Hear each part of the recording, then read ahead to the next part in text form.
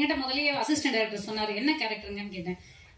துளசி ma'am character ஆக்சுவலா. திருச்சி ஓடிட்டீங்க. இல்ல நான் அதான் உங்கள்கிட்ட சொன்னேன் சார் படத்துக்கு எனக்கு கால் பண்ணி ஒரு சுசீந்திரன் சார் அப்படின்னாங்க. ஓகே நான் வந்துடுறேன், டேட் மட்டும் சொல்லுங்க. கேட்டுக்கப்ப அம்மா கேட்டு பண்ணுவாங்களான்னு ஞாபகம் இல்ல. மீனாட்சி அவங்களுக்கு வந்து நான் அம்மாவா பண்ணிருக்கேன். ஸோ பிரபு சார் காம்பினேஷன்ல கோபிநாத் அவர்களுடைய அண்ணன் அந்த நாங்கள் 2 பேரும் அப்பா அம்மாவா பண்ணியிருக்கோம். ரொம்ப சூப்பரான விஷயம் சார். என்னன்னா எனக்கு வந்து சாரோடைய நடிக்கிறது வந்து யூனிட்டே ரொம்ப இனிமையா இருக்கும். நான் உங்ககிட்ட ஒரு கேள்வி கேட்கணும் சார். 6:30 மணிக்கு எதுக்கு சார் ஃபர்ஸ்ட் ஷாட் வைக்கிறீங்க? அந்த சன் லைட் இருக்குதுங்க, அந்த சன் லைட்ல உங்களை அழகா காமிக்கிறதுக்காகத்தான் நானும் கேமராமேன் கஷ்டப்படுறோம். இல்ல உண்மையிலுமே கேமராமேன் சரி நான் சொல்லணும். ஏன்னா இன்னைக்கு சார் நல்லா பாருங்க, நான் மேக்கப் போடாம வந்திருக்கேன், வெறும் பவுடர் பேட் மட்டும். ஏன்னா போட்டு இனிமே ஒன்னும் பிரயோஜனமே கிடையாது, அழிச்சு விட்டுருவாரு.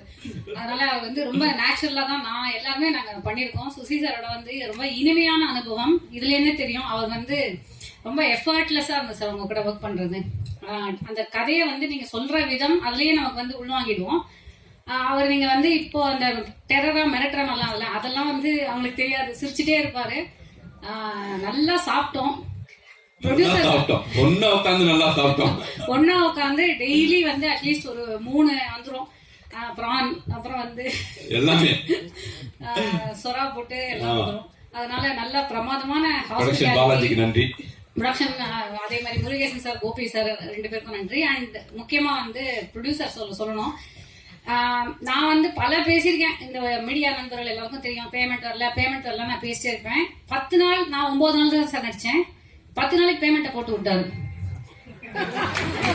அவருக்கு தெரியாது, முருகேசன் சாருக்கும் தெரியாது. அதுக்கப்புறம் நான் சொல்றேன், சார் நீங்க எல்லாம் கொடுத்துட்டீங்க, அட்வான்ஸ் ஒண்ணு கொடுத்தீங்க ஞாபகம் இருக்கா? ஓ ஆமாம்ல, சரி அதெல்லாம் அனுப்பிச்சு விடுங்க. அப்புறம் ஒரு வாரம் அவரே மறந்துட்டாரு.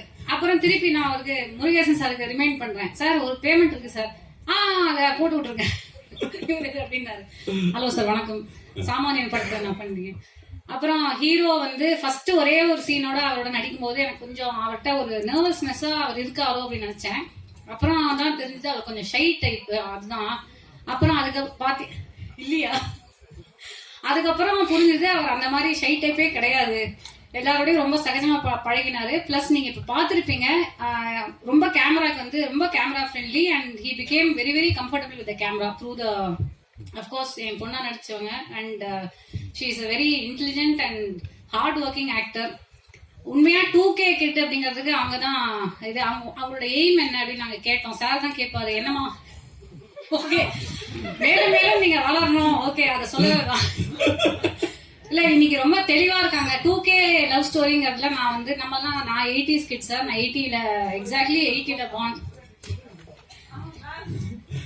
நம்மெல்லாம் வந்து கிரீட்டிங் கார்டு எல்லாம் கொடுத்து அந்த மாதிரி தான் லவ் பண்ணிருப்போம். அப்புறம் நம்ம வந்து போன் பண்ணா அந்த சைட்ல வந்து அவங்க அம்மா அப்பா யாராவது எடுத்துருவாங்க, அது அந்த மாதிரிலாம் நம்ம வந்து பண்ணிருக்கோம்.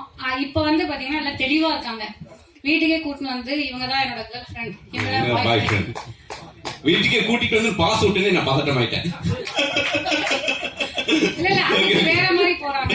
இல்ல அது வந்து அவங்களுடைய தெளிவை வந்து காட்டுது ஒரு வகையில. என்னன்னா இது நம்ம ஜட்ஜ் பண்ணவே இல்லைன்னா, நான் என்ன சொல்றேன்னா அவங்க வந்து they know what to do, what not to do. அவங்க வந்து அவங்களோட லைஃப் பிராக்டிகலா பீஸ்ஃபுல்லா இருக்கிறதுக்கு என்ன பண்ணுவோம் அதுல தெளிவா இருக்காங்க அப்படின்னு நான் நினைக்கிறேன்.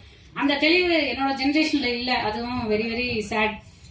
சோ அந்த லவ் ஸ்டோரிய வந்து நீங்க எவ்வளவு பிரீஸியான ஒரு என்டர்டெய்னரா இருந்தாலும் எனக்கு ரொம்ப பிடிச்சது இல்ல. நீங்க கடைசியா சொன்ன அந்த ஒரு அழுத்தமா ஒரு விஷயம் இருக்கு இதுல, ஆதலால் காதல் செய்விட்டு அந்த மாதிரி ஒரு மெச்சூர் அண்டர்ஸ்டாண்டிங் சொல்ல மாட்டேங்குது.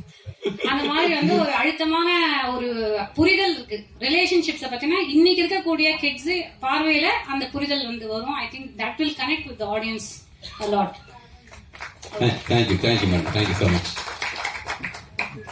இந்த வீடியோ உங்களுக்கு பிடிச்சிருந்தா லைக் பண்ணுங்க, ஷேர் பண்ணுங்க, கமெண்ட் பண்ணுங்க, சப்ஸ்கிரைப் பண்ணுங்க, மறக்காம பெல் ஐகானை கிளிக் பண்ணுங்க.